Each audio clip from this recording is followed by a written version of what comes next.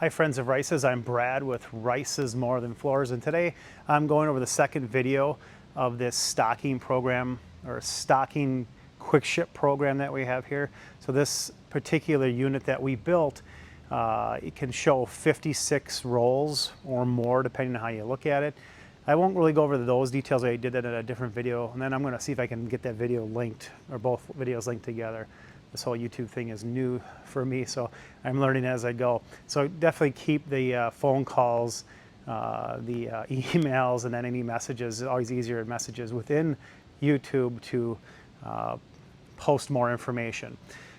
So on this particular unit, how we built it is, first off, it's 2 foot wide sections. This one happens to be 8 foot tall to the top of this last piece of carpet.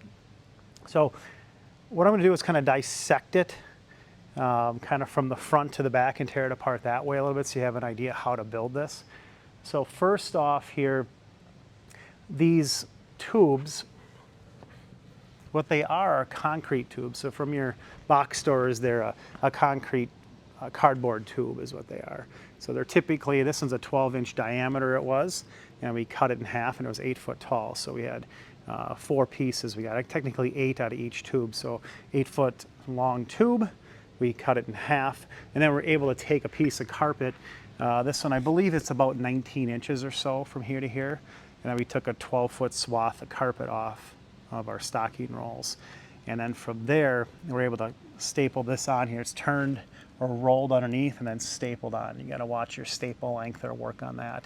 This here happens to be a 1x4. It was a primed piece of 1x4. So it was a 1 inch by 4 inch, 8 foot long. We cut them and then screwed it onto the cardboard tube. And then these here are just hangers.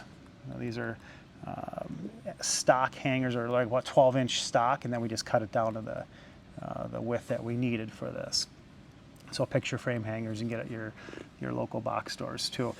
Preferably, I think if we were going to do it differently, it'd be nice if these could be hinged on, if there would be a better system to where you could just hinge it up, where the thing would hinge up would be maybe a little bit better.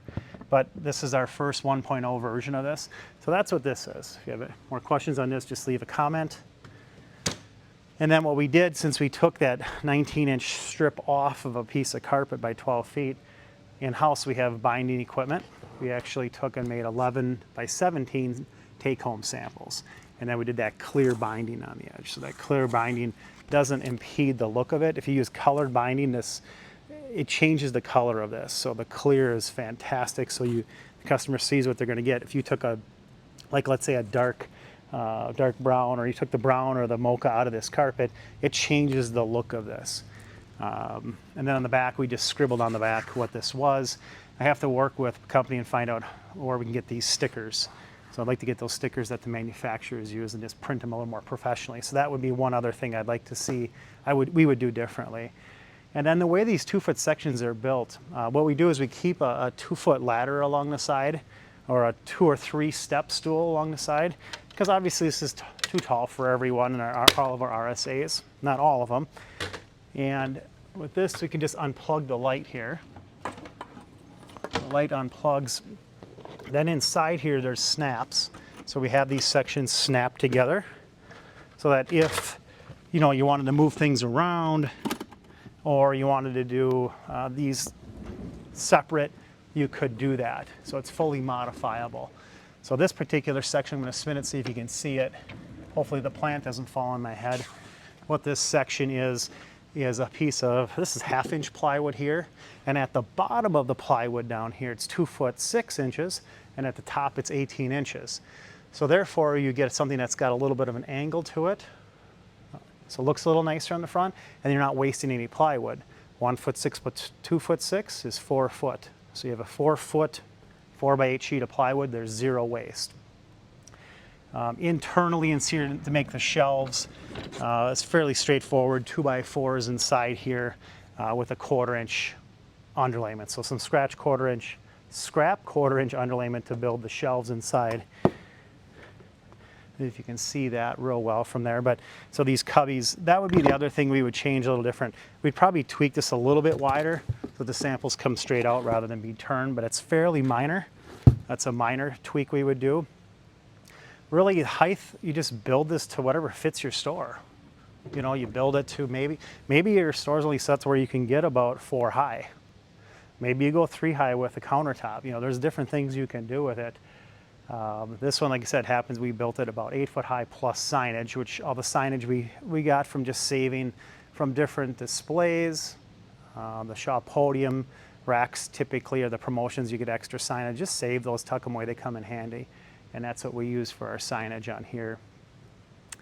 Other nuances to this, all of our displays, about 7-8 years ago we decided we were going to make everything mobile. So when you build your own display or you get displays in, a real good tip to it, I'll maybe make another video for that, is wheels.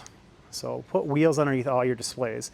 You can transform your showroom realistically in 20 minutes with a couple humans, roll things around and it's like brand new, or if you got to replace the flooring underneath, makes it real easy.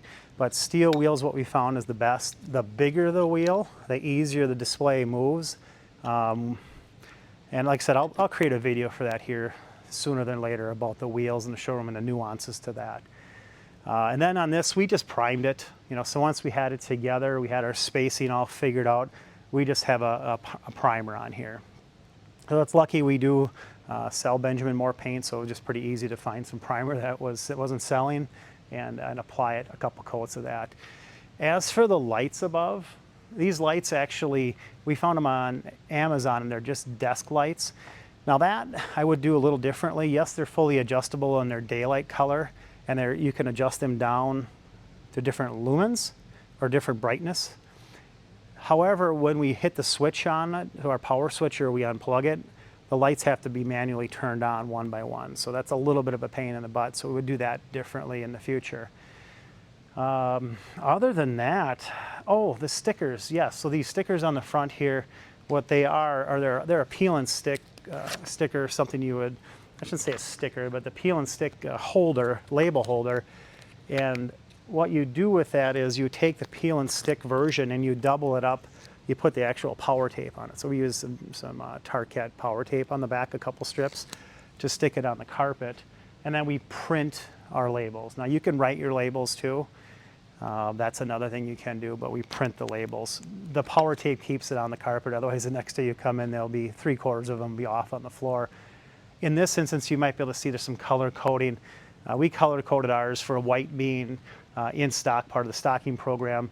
Yellow is in stock, however, it may not be might not be part of the stocking program in the future, but it's going to stay as a special order, something that does well.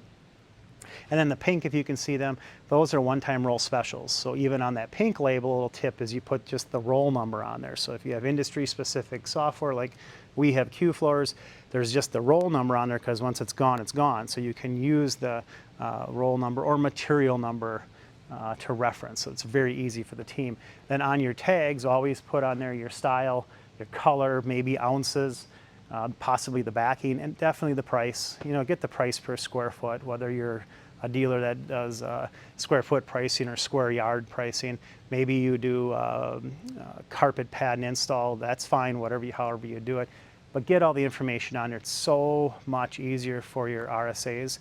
We call our RSAs retail service associates, not retail sales associates. We're in a service business. Not really, should really drop retail off of there. But for now, it's RSA Retail Service Associate. So it's very easy for them that they can not only see the rolls that are in stock, or at least on quick ship, but then they can take that off and then send a sample home with Mrs. Smith. And this sample will most definitely outperform the dealers that are sending home those cut-off swatches.